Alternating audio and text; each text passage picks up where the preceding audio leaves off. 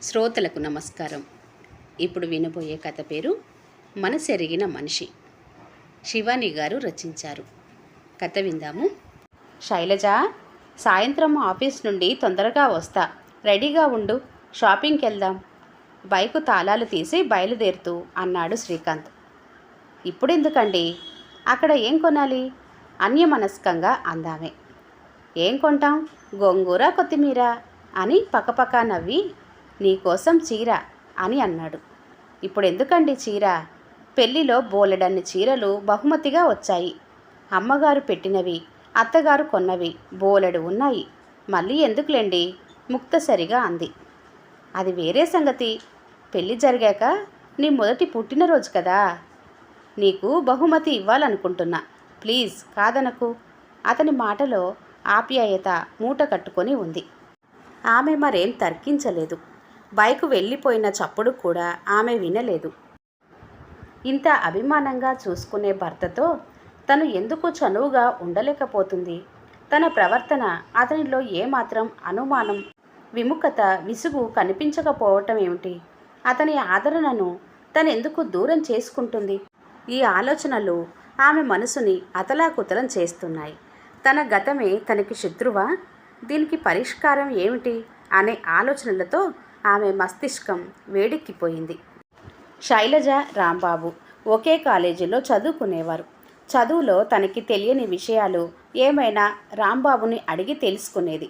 వారి స్నేహం నానాటికి బలపడసాగింది.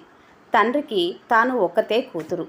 చదువు పట్ల శైలజకు శ్రద్ధ ఉండడంతో తండ్రి అభ్యంతరం పెట్టలేదు. శైలజ, రాంబాబు కలుసుకోలేని సమయంలో వారి అవసరాలను చరవాణి తీర్చేది. ఇద్దరూ చాలా సన్నిహితంగా తిరిగేవారు. శైలజ క్లాస్మేట్ నీరజ. వీరు ఇలా కలిసి తిరగటాన్ని చూసి అప్పుడప్పుడు స్నేహితురాలిని హెచ్చరిస్తూ ఉండేది.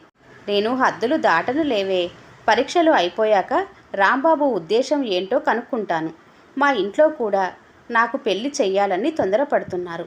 ఇక ఈ దాగుడుమూతల వ్యవహారానికి పులిస్టాప్ పెట్టేయాలి, స్థిరంగా అంది శైలజ. అది అలా ఖచ్చితంగా వాడిని అడిగేయ్. ప్రేమిస్తున్నానంటే పొంగిపోతారు, పెళ్లి చేసుకుంటానంటే లొంగిపోతారు ఆడపిల్లలు అనే ఉద్దేశం సాధారణంగా ప్రతి అబ్బాయికి ఉంటుంది. వీడిది అదే పంతమేమో, కాస్త ఆలోచించు. నేను మా అమ్మమ్మ గారి ఊరెళ్ళిపోతున్నాను, మళ్ళీ నిన్ను కలవటం కుదరదు. ఏ సంగతి నాకు తెలియజెయ్యి అంది నీరజ. అలాగే లేవే, నీ సలహాకి థ్యాంక్స్. రాంబాబు ఉద్దేశం ఏమిటో ఖచ్చితంగా అడిగి తెలుసుకుంటాను. బాయ్ అంటూ నీరజకి శైలజ వీడ్కోలు చెప్పింది. అనుకున్నట్టుగానే రాంబాబుని కలిసి పెళ్లి సంగతి కదిపింది శైలజ. అలాగే, ఈ విషయం అడగటానికి ఇంట్లో వీలు చిక్కటం లేదు. అయినా అమ్మగారికి అప్పుడే పెళ్లి మీద అంత మోజెందుకో వెటకారంగా అన్నాడు. ఇలా కప్పదాట్లు వేయటం కాదు రాంబాబు, నీ ఆలోచన ఏమిటో చెప్పు అంది. కొద్ది రోజులకు రాంబాబు నిజస్వరూపం బయటపడింది. ఏం చెయ్యను శైలు, మామయ్య కూతుర్ని పెళ్లి చేసుకోమని అమ్మ ఒకటే గోల. పేరుకే అది భార్య, నీ మీద ప్రేమ ఎక్కడికి పోతుంది చెప్పు? నా మనసంతా నువ్వే అన్నాడు పురుష స్వభావమైన ఆకలి చూపులతో. చిచ్చి, ఇదా నీ నిజస్వరూపం? నిన్ను ఎంతగా నమ్మాను.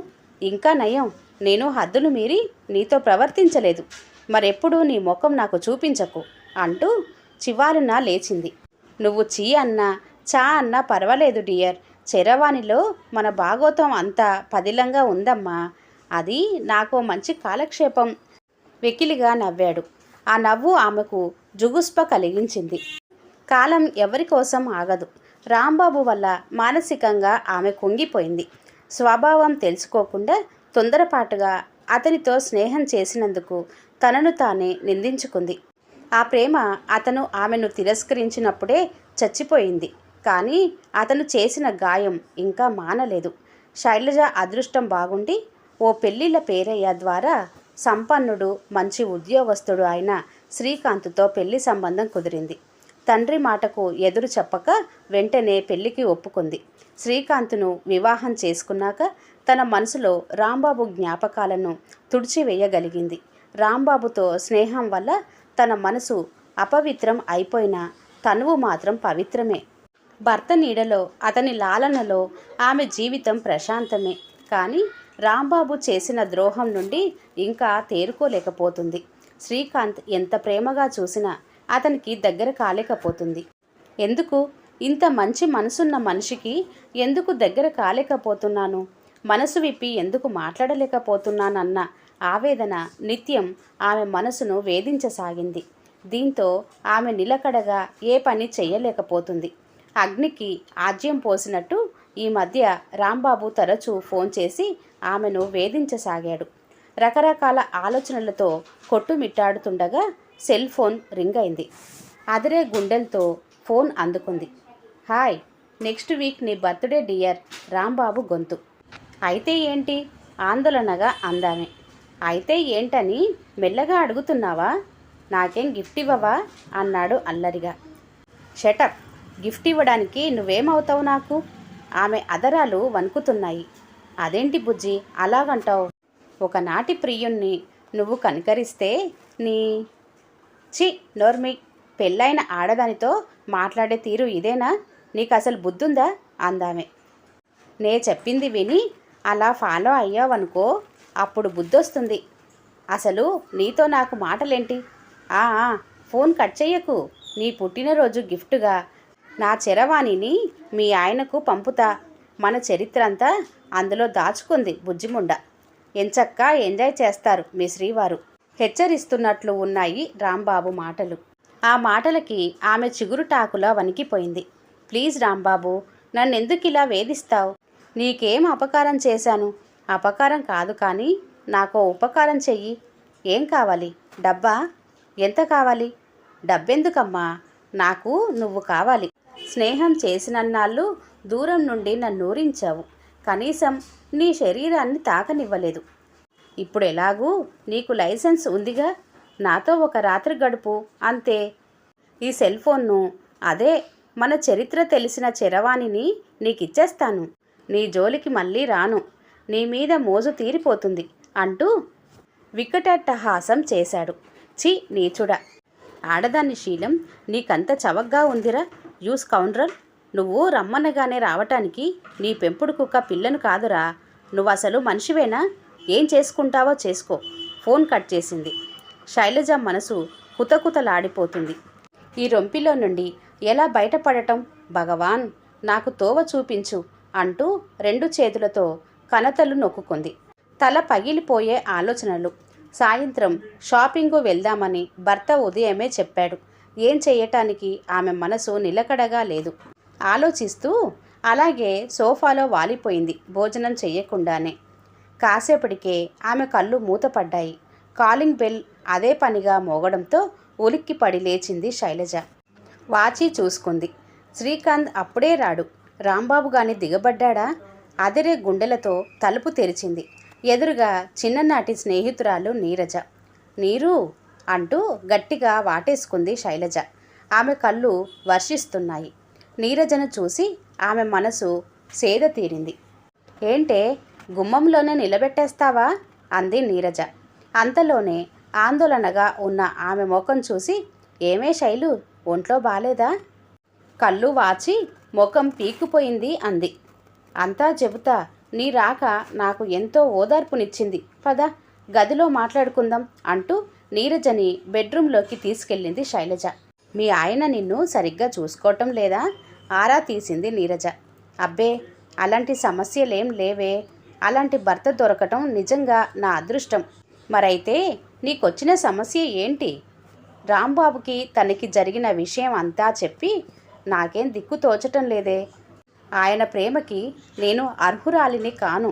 ప్రాణం తీసుకుందామంటే ఆ నేరం ఆయన మీద పడొచ్చు. ఇంతలా ప్రేమిస్తున్న మనిషిని అంతలా ఎలా ద్రోహం చెయ్యను? ఏం చెయ్యాలే ఇప్పుడు? బేలగా అంది శైలజ. చచా, ప్రాణం తీసుకోవటం సరైన మార్గం కాదు. అయినా ఆ రాంబాబు మూలంగా ముచ్చటైన నీ జీవితం ఎందుకు అంతం చేసుకోవాలి? ఈ సెల్ ఫోన్లు ఎన్ని అనర్థాలు తెచ్చిపెడుతున్నాయి. అదే నా బాధ. నన్నిప్పుడేం చెయ్యమంటావు? ఆ ఒంటితల రావణుడు నాకు మనశ్శాంతి లేకుండా చేస్తున్నాడు. ఓ పని చెయ్యి అంది నీరజ. ఏంటది? ఆత్రంగా అడిగింది శైలజ. మీ ఆయనకి అన్నీ విడమర్చి చెప్పేయి. ఆయన మనసున్న మనిషని, నీ మనసెరిగిన మనిషని తెలుస్తుంది నీ మాటల వల్ల అని నీరజ అనగానే, నాకు అలాగే అనిపిస్తుంది. నీ మాటలతో కాస్త ధైర్యం వచ్చింది. అలాగే చెయ్యమంటావా అని అడిగింది శైలజ. అలాగే చెయ్యి. రావణుడున్న కాలంలో రాముడు, కీచకుడున్న కాలంలో భీముడు, దుశ్శాసుడు ఉన్న కాలంలో శ్రీకృష్ణుడు ఉన్నారు కదే. అలాంటప్పుడు ఈ రావణుడు, అదే రాంబాబు చేసే దుర్మార్గాన్ని నీ రాముడు సహిస్తాడేమో చూద్దాం అంది ధీమాగా. అదే చెయ్యాలి. ఈ టెన్షన్ భరించలేనే. ఆదరించి అభిమానిస్తే సరే, లేదా ఏదైనా ఉద్యోగం చేసుకొని హాయిగా బ్రతుకుతాను. ఈ నరకయాతనకి ఇక ఫుల్ స్టాప్ పెట్టేయాలి. ఆ నీచుడికి లొంగను దృఢ నిశ్చయంతో అంది శైలజ. అది అలా స్పోర్టివ్గా ఆలోచించు. ఆల్ ద బెస్ట్ అంటూ లేచింది నీరజ. సరేనే నీరు, నా గొడవే కానీ నీ సంగతి అడగలేదు. ఈ ఊరు ఎప్పుడొచ్చావు, ఎలా ఉన్నావు అంది శైలజ. మా ఆయనకి ఇక్కడికి బదిలీ అయిందే. ఈసారి మా ఆయనతో కలిసి వస్తాను. ఇక్కడ ఏం జరిగినా నాకు మెసేజ్ ఇవ్వు అంటూ తన ఫోన్ నెంబర్ ఇచ్చి బయలుదేరింది. వీధి వరకు ఆమెను సాగనంపి ఇంట్లోకొచ్చిన శైలజ అప్పటికే పక్క గదిలో ఉన్న భర్తని చూసి విస్తుపోయింది. మీరెప్పుడొచ్చారు తడబడుతూ అంది. 5 నిమిషాలైంది. అమ్మయ్య, మా సంభాషణ వినలేదన్నమాట అని మనసులో అనుకొని, సారీ అండి, మీరు రావటం నేను చూడలేదు. కాఫీ తెస్తానుండండి అంటూ కిచెన్లోకి వెళ్ళింది. శ్రీకాంత్ ఆఫీస్ పనేదో చేసుకుంటున్నాడు. శైలజ వంట చేస్తూ ఆలోచిస్తుంది. నేను నీరజ చెప్పుకున్న మాటలు ఇతను విన్నట్టు లేదు. ఈ రాత్రి భర్తకి అన్ని విషయాలు విడమర్చి చెప్పాలి. అర్థం చేసుకొని ఆదరిస్తే సరి, లేకపోతే మరో మార్గం ఆలోచిస్తాను. అంతేకాని పుట్టింటికి చేరను, వాళ్ళకి భారం కాకూడదు అనుకుంటూ భర్తకి భోజనం పెట్టి తను కూడా భోజనం చేసింది. శ్రీకాంత్ మంచం మీద పడుకొని ఆలోచిస్తూ భార్య రాక కోసం ఎదురు చూస్తున్నాడు. వంటగదిలో పనులు ముగించుకొని బెడ్రూమ్లోకి వచ్చిన ఆమె భర్త పక్కన కూర్చొని, ఏమండి అంది నెమ్మదిగా. శైలజ, ఏంటి అన్నాడు అతను లేచి కూర్చొని. మీతో ఓ విషయం చెప్పాలండి అంది మాటలను నెమ్మదిగా కూడదీసుకొని. ఒక్క మాటేనా? ఎన్నో మాటలు చెబుతావనుకున్నాను. అది కాదండి, అది అంటూ ఎలా మొదలు పెట్టాలో తెలియక తికమక పడుతుంది. శైలజ మొదటి రాత్రి కట్టుకున్న చీర కట్టుకొని అలాగే ముస్తాబైరా, నేను నీకో మాట చెప్పాలి అన్నాడు ప్రేమగా. సరే, ఈ రోజుతో ఏదో ఒకటి తేలిపోతుందిగా, ఆయన చెప్పినట్లు నడుచుకుంటే సరి అనుకొని భర్త చెప్పినట్లే ముస్తాబై అతడిని చేరుకుంది. ఆమెను చూస్తూనే, అది ఇలా చెప్పినట్లు వినాలి అన్నాడు చిరునవ్వుతో. ఏం చేస్తాడో ఏమో అని ఎదురు చూడసాగింది. మన ప్రేమ సామ్రాజ్యానికి ఇన్ని సాక్ష్యాలుండాలా? గదంతా కలియజూస్తూ అన్నాడు. ఏమిటి ఇతని ధోరణి అనుకుంటూ కిటికీ తెరలు సరిచేసి లైటు తీసేసి నీలం రంగు బెడ్ లైటు వేసింది. అప్సరసలా మెరిసిపోతుంది శైలజ. శ్రీకాంత్ మంచం దిగి వచ్చి మేజా మీదున్న మల్లెలు ఆమె జడలో తురిమి, నీ చెప్పదలుచుకున్న మాటకి ఇది నాంది అంటూ ఆమెను మంచం దగ్గరకు తీసుకెళ్ళాడు. నీ చెప్పదలుచుకున్నది చెప్పనీయకుండా ఏమిటి ఈయన ధోరణి అనుకున్నదామె.